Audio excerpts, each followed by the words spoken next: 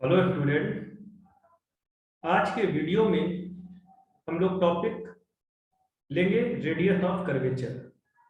इस टॉपिक को आपने पहले पढ़ा होगा और आपने ये पढ़ा होगा कि radius of curvature is equal to V square upon normal acceleration. आपने रेडियस ऑफ कर्वेचर को dy बाई dx के साथ रिलेट करने वाला फार्मूला भी पढ़ा होगा। लेकिन क्या आपने कभी सोचा कि रेडियस ऑफ कर्वेचर होता क्या है, उसकी डेफिनेशन क्या है और किस तरह से वो पार्टिकल की वेलोसिटी और एक्सेलरेशन के साथ रिलेट हो जाता है? तो इन्हीं सारी बातों पर आज के वीडियो में हम बात करेंगे। सबसे पहले हम टॉपिक लेंगे रेडियस ऑफ कर्वेचर होता क्या है।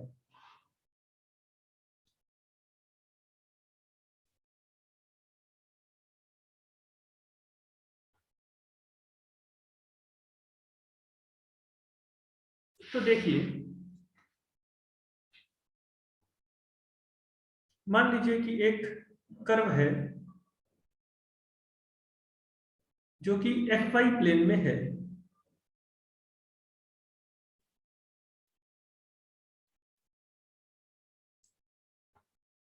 ये कर्व है और इस कर्व पे दो पॉइंट्स हैं, P और Q।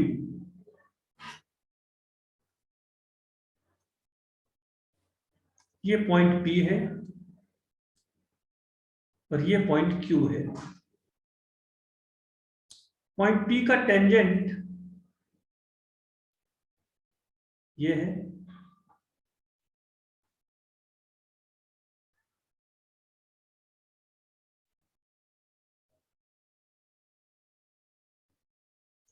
जो कि x के साथ एंगल बना रहा है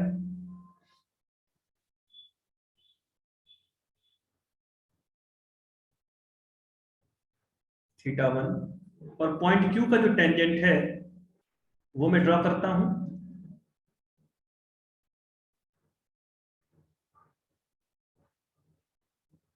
ये x के साथ एंगल बना रहा है θ2। अब पॉइंट P से Q तक जाने में जो एंगल टेंजेंट ने रोटेट किया है उस एंगल को मान लेते हैं डेल्टा थीटा, और length of arc P Q को मान लेते हैं डेल्टा एल। तब radius of curvature is defined as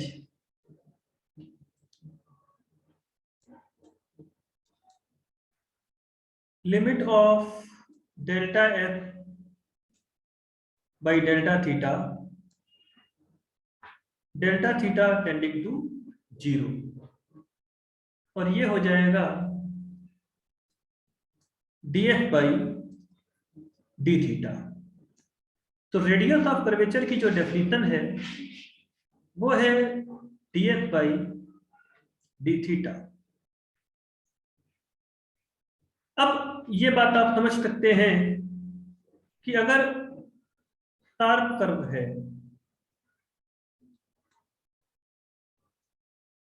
sharp curve का मतलब इस तरह से, तो इसमें क्या होगा कि एक स्मॉल डिस्टेंस पे ही काफी ज्यादा टर्न ले लिया है इस कर्व ने, तो इसका जो आर होगा वो स्मॉल होगा। वहीं अगर जेंटल कर्व है, यानी कि कर्व धीरे धीरे टर्न हो रहा है जैसे ये वाला, तो इसका किसी पर्टिकुलर पॉइंट पे आर जो होगा वो ज्यादा होगा। ठीक है ना? तो यहां पर R is smaller in value और यहां पर आर इज बिगर और लार्जर इन वैल्यू। तो रेडियस ऑफ कर्वेचर के छोटा होने का मतलब है कि कर्व तेजी से टर्न ले रहा है, और रेडियस ऑफ कर्वेचर के बड़ा होने का मतलब है कि कर्व का जो टर्न है वो धीरे धीरे हो रहा है, शार्प नहीं है। अब मान लीजिए एक सर्किल है आपके पास, एक्स वाई प्लेन में है,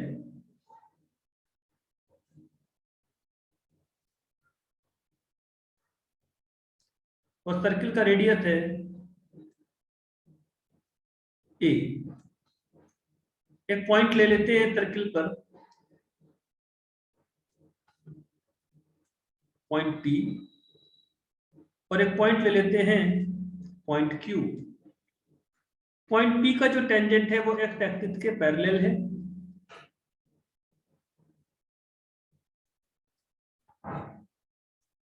और पॉइंट क्यू का जो टेंजेंट है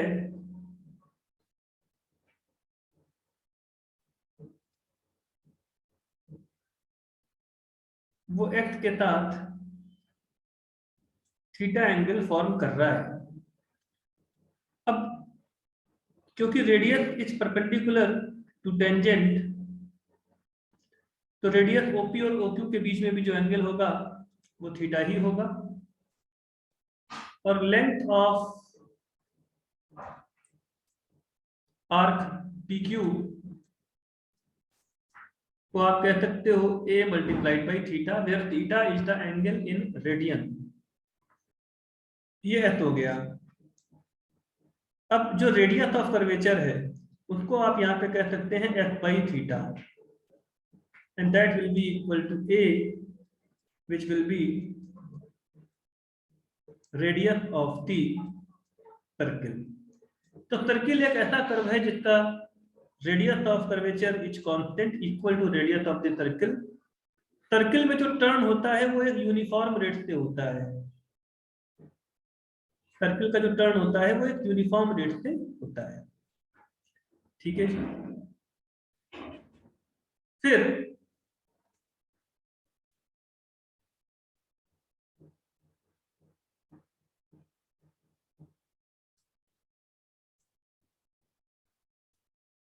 मान लीजिए ये वाई एक्सिस है और ये एक्स एक्सिस है, और ये कर्व है कोई। किसी पर्टिकुलर पॉइंट पे अगर हमको रेडियस ऑफ कर्वेचर निकालना है तो हम वहां पे टेंजेंट ड्रॉ करेंगे,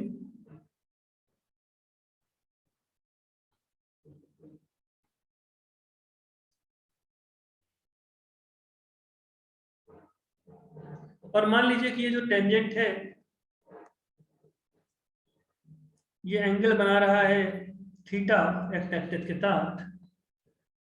तो और जैसे जैसे आप इस सर्किल पे आगे चलते हैं तो पी से क्यू की तरफ जब आप जाते हैं तो जो डिस्टेंस कवर हो रहा है वो ds है, लेंथ ऑफ आर्क जो है वो ds है। तो आप ये कह सकते हो कि जो रेडियस ऑफ कर्वेचर होगा किसी भी पॉइंट पर वो ds बाई डी थीटा होगा। साथ ही साथ आप ये भी जानते हो कि जो tan थीटा है वो dy बाई डी एक्स के बराबर है। अगर आप इसी को डिफ्रेंशिएट कर दो विद रेस्पेक्ट टू s तो आपको मिलेगा D by D S of tan theta is equal to D by D S of D Y by D S. इसको आप लिख सकते हैं D by D theta of tan theta into D theta by D S is equal to D by D X of D Y by D X multiplied by D X by D X. अब ये equation जो है क्या बन जाएगी, sec square theta D theta by D S is equal to D square Y by D X square multiplied by D X by D X. अब देखिए ये इक्वेशन ट्रांसफॉर्म हो जाएगी इस तरह से, D X by D theta is equal to sec square theta multiplied by D X by D x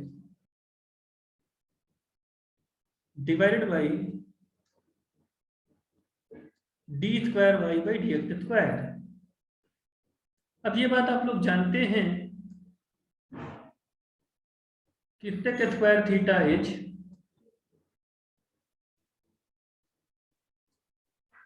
one plus tan square theta, तो it is one plus D Y by D X का square. और किसी भी curve के लिए जो D X by D X है ये होता है square root of one plus D Y by D X का स्क्वायर। तो ये रिजल्ट भी आप जानते होंगे। तो अब D X by D theta क्या हो जाएगा?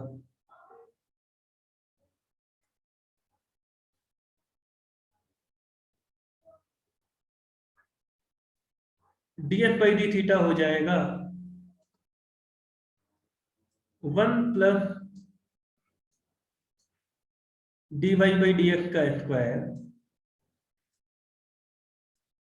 Square root of one plus D Y by D X का square divided by D square Y by D X square. और यही तो रेडियस ऑफ कर्वेचर है। तो आपको अब ये फॉर्मूला क्या बन जाएगा?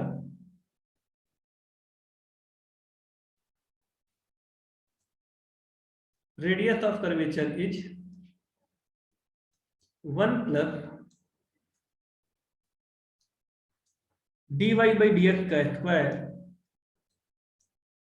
Whole raise to 3/2 divided by D square Y by D X square.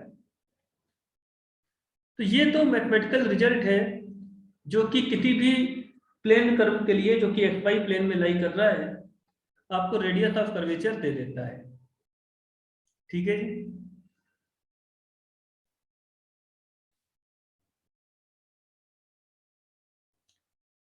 तो आपने यहां पर देखा कि किस तरह से हम लोग रेडियस ऑफ कर्वेचर को D Y by D X और D square Y by D X square के साथ रिलेट करके रेडियस ऑफ कर्वेचर का एक फॉर्मूला बना सकते हैं। अब हम लोग ये देखेंगे कि रेडियस ऑफ कर्वेचर पार्टिकल की वेलोसिटी और एक्सेलरेशन के साथ किस तरह से रिलेट होता है, ये हम लोग देखेंगे। इसके लिए हम ये एज्यूम कर सकते हैं कि अगर कोई पार्टिकल एक्स वाई प्लेन में मूव कर रहा है तो उसका वेलोसिटी और एक्सेलरेशन दोनों ही टाइम का फंक्शन है, यानी कि x will be some function of time and y will also be some function of time. यहां से हम आगे चल सकते हैं, तो करके देखते हैं।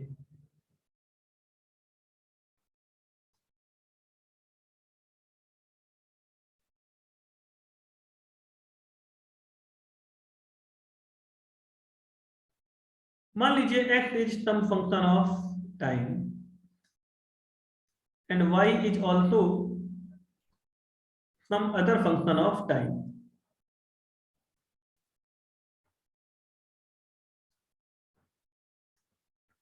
अब पार्टिकल की जो वेलोसिटी है x के अलोंग वो हो जाएगी dx बाई dt, जिसका सिंबल x डैश हो जाता है। और पार्टिकल का जो एक्सेलरेशन है x के अलोंग वो dvx बाई dt, तो उसको आप कह सकते हैं x डबल डैश। इसी तरह से पार्टिकल की जो वेलोसिटी है y के अलोंग वो dy बाई dt है। इसको आप कह सकते हैं वाई डैश, और पार्टिकल का जो एक्सेलरेशन है वाई के अलोंग वो D V Y by D T है, उसको आप कह सकते हैं वाई डबल डैश, वाई का सेकंड ऑर्डर डेरिवेटिव। तो ये बात है। Now velocity can be written as V X I cap plus V Y J cap, which can be written as x dash I cap plus y dash j cap, और जो speed होगी it will be square root of x dash square plus y dash square. इसी तरह से जो acceleration है उसको आप लिख सकते हैं ax I cap plus ay j cap, ये हो जाएगा x double dash I cap plus y double dash j cap। अब आप ये बात जानते हैं कि अगर एक्सेलरेशन और वेलोसिटी के बीच में कुछ एंगल है फाई, तो एक्सेलरेशन का जो कंपोनेंट होता है वेलोसिटी के पैरेलल उसी को कहते हैं टेंजेंशियल एक्सेलरेशन, और जो कंपोनेंट होता है वेलोसिटी के परपेंडिकुलर उसी को कहते हैं नॉर्मल एक्सेलरेशन। और इनके बीच में ये रिलेशन होल्ड करेगा a square is a n square plus a t square.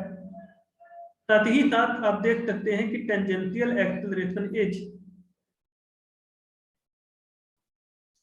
A cos phi, जिसको आप लिख सकते हैं vector a dot vector v upon v. तो यहां से टेंजेंशियल एक्सेलरेशन हो जाएगा vector a dot vector v. तो जब ए डॉट वेक्टर वी करोगे तो एक्स के कोएफिशिएंट एक्स के साथ मल्टीप्लाई होंगे और जे कैप के कोएफिशिएंट मल्टीप्लाई हो जाएंगे। तो आपको मिलेगा F dash F double dash plus Y dash Y double dash by V. ये है आपका टेंजेंशियल एक्सेलरेशन। अब टेंजेंशियल एक्सेलरेशन का स्क्वायर क्या है? X dash x double dash plus Y dash Y double dash by V का square. अब total acceleration का स्क्वायर क्या है? एक्स डबल डैश का square plus Y double dash का स्क्वायर। साथ ही साथ वी स्क्वायर क्या है? F dash square plus Y dash square. तो अब आप देखिए नॉर्मल एक्सेलरेशन क्या होगा बेटा? नॉर्मल एक्सेलरेशन का स्क्वायर होगा a square minus a t square. तो नॉर्मल एक्सेलरेशन का स्क्वायर हो जाएगा a t square x dash x double dash plus Y dash Y double dash divided by v. V है square root of x dash square plus Y dash square, इसका square minus, अच्छा ये तो ए t square है, एक minute, ये तो ए t square है बेटा। तो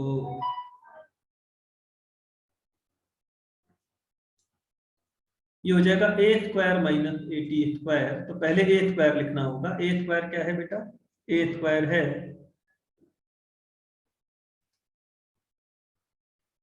x double dash square plus Y double dash square minus a t square. और ए टी स्क्वायर क्या है बेटा? ये है x dash x double dash plus Y dash Y double dash का square divided by v square. और v square है x dash square plus Y dash square. तो नॉर्मल एक्सेलरेशन का स्क्वायर हो जाएगा x double dash square plus Y double dash square multiplied by x dash square plus Y dash square minus x dash x double dash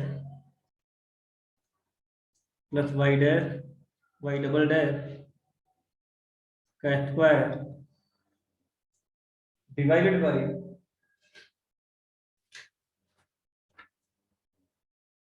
x dash square plus Y dash square. अब ये जो bracket है इसको आप open करें, इस bracket को भी ओपन करें और फिर सब्ट्रैक्शन करें तो ये कन्वर्ट हो जाएगा इस फॉर्म में। ये आपको करके देखना होगा, मैं आपके लिए छोड़ रहा हूं। X dash Y double dash minus x double dash y dash का square divided by v square. ये नॉर्मल एक्सेलरेशन का स्क्वायर हो गया बेटा। और यहां से नॉर्मल एक्सेलरेशन को आप लिख सकते हैं x dash Y double dash minus x double dash y dash upon we.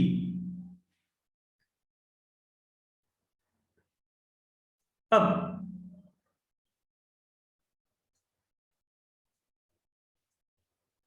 Radius of curvature है 1 plus dy by D X का स्क्वायर होल रेज टू 3/2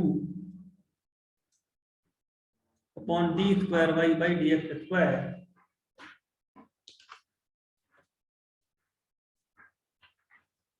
अब इसमें एक्स और वाई दोनों ही टाइम टी का फंक्शन है,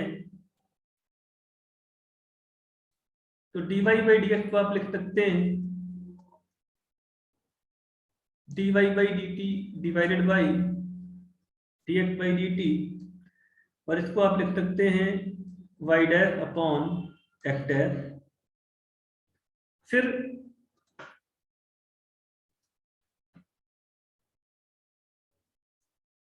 D by D X of D Y by D X, ये होता है D square Y by D X square, और ये होगा D by D X of y dash by x dash, और ये हो जाएगा D by D T of y dash by x dash multiplied by D T by D x.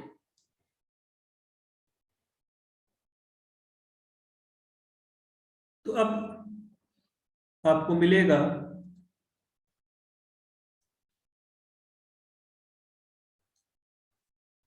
D square Y by D X square H. अब हम पहले इसका differentiation करेंगे division rule से, तो this will be x dash D by D T of y dash, तो y double dash minus Y dash D by D T of x dash, तो x double dash upon x dash का square into 1 upon D X by D T, तो that will be x dash Y double dash minus Y dash x double dash upon x dash cube.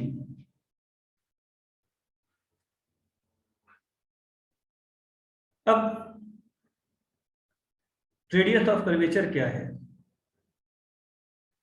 Radius of curvature है 1 plus D Y by D X, उसको आप लिख सकते हैं y dash by x dash का square whole raise to 3/2 upon D square Y by D X square. ये हो जाएगा F dash square plus Y dash square upon F dash square whole raise to 3/2 upon D square Y by D X square. अब ये बात आप note करें कि speed का जो स्क्वायर है वो क्या है, F dash square plus Y dash square. Therefore radius of curvature हो जाएगा, जो ये वाला टर्म है ये बन जाएगा वी क्यूब। ये क्या बन जाएगा, V cube upon F dash cube, और अब डाल देते हैं value D square Y by D X square की। तो D square Y by D X square की वैल्यू है F dash Y double dash minus Y dash x double dash upon F dash cube. Check करिए कि यही value हमने निकाली थी। अब इससे क्या होगा बेटा कि एफ डैश क्यूब कैंसिल हो जाएगा और रेडियस ऑफ कर्वेचर आ जाएगा V cube upon F dash Y double dash minus Y dash x double dash. हाँ जी, तो ये इतना आ गया। ठीक है, अब इसको थोड़ा सा और चेंज करते हैं। रेडियस ऑफ कर्वेचर को आप लिख सकते हैं V square upon F dash Y double dash minus Y dash x double dash by V. अब ये जो टर्म आया है बेटा, ये जो टर्म आया है, अब ध्यान से देखिए, यही तो आपका नॉर्मल एक्सेलरेशन का टर्म है।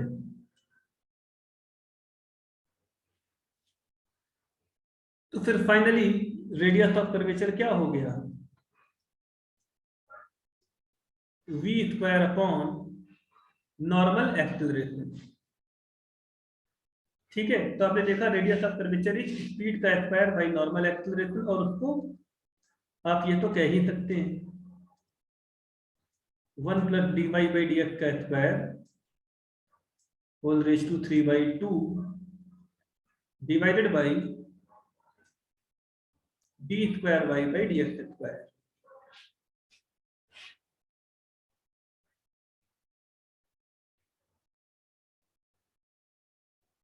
तो यहां पर आपने देखा कि किस तरह से रेडियस ऑफ कर्वेचर की एक मैथमेटिकल डेफिनेशन है जिससे एक फॉर्मूला आता है, और उसी चीज को आप किसी पार्टिकल की वेलोसिटी और एक्सेलरेशन के साथ भी रिलेट कर सकते हैं। आई होप कि ये आपको क्लियर हो गया होगा। अब इसी चीज को और क्लियर करने के लिए एक सिंपल सा न्यूमेरिकल भी कर लेते हैं इसी कॉन्सेप्ट के ऊपर। तो आइए देखते हैं वो क्या न्यूमेरिकल है।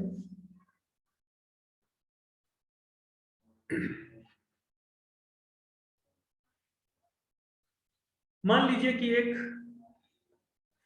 पार्टिकल है, इसको ग्राउंड से प्रोजेक्ट किया गया है और ओरिजिन पे था वो, जहां से उसको फेंका गया, यू की इनिशियल स्पीड से और हॉरिजॉन्टल से थीटा के एंगल पर। इसका पाथ इस तरह का होगा। अब हमको हाईएस्ट पॉइंट पर बताना है कि इसका रेडियस ऑफ कर्वेचर क्या है। तो radius of curvature at the highest point, ये हमको निकालना है। अब देखिए, हाईएस्ट पॉइंट पे वेलोसिटी क्या होती है, u cos theta. Vertical velocity हो जाती है 0। एक्सेलरेशन जो होता है वो डाउनवर्ड से, तो वो परपेंडिकुलर टू वेलोसिटी है। तो नॉर्मल एक्सेलरेशन यहाँ पे कितना हो गया, g, और स्पीड कितनी हो गई, u cos थीटा।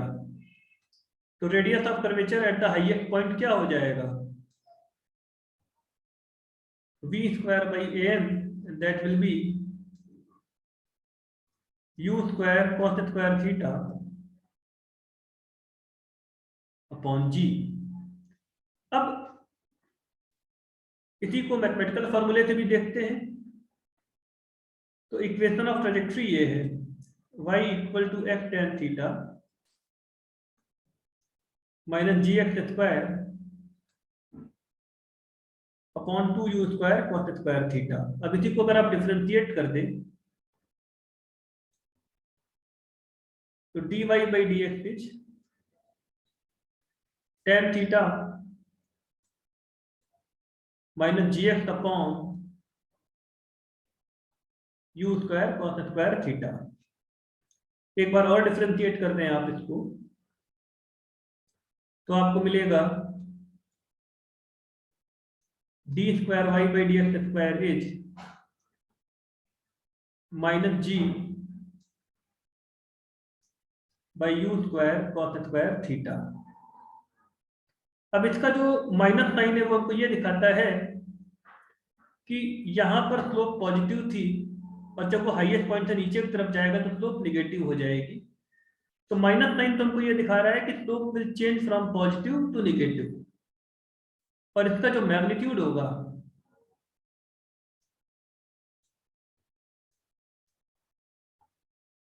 वो इतना है g upon U square cos square theta. ठीक है। अब एक बात और देखें, हाईएस्ट पॉइंट पर टेंजेंट तो एक्स एक्सिस के पैरेलल होगा, तो हाईएस्ट पॉइंट पर dy बाई डी एक्स की वैल्यू तो 0 ही होगी। अकॉर्डिंगली रेडियस ऑफ कर्वेचर हो जाएगा 1 plus 0 whole raise to 3 by 2 upon D square Y by D X square. इसका वैल्यू है g by you square cos square theta. तो radius of curvature आ जाएगा u square cos square theta by G. तो यहां पर हमने mathematical approach से और जो फिजिक्स की अप्रोच है दोनों से ही रेडियस ऑफ कर्वेचर निकाल के देखा। आप अपनी प्रैक्टिस के लिए किसी और पॉइंट पर आप रेडियस ऑफ कर्वेचर निकाल के देख सकते हैं। तो आई होप ये कॉन्सेप्ट आपको क्लियर हो गया होगा। Thank you.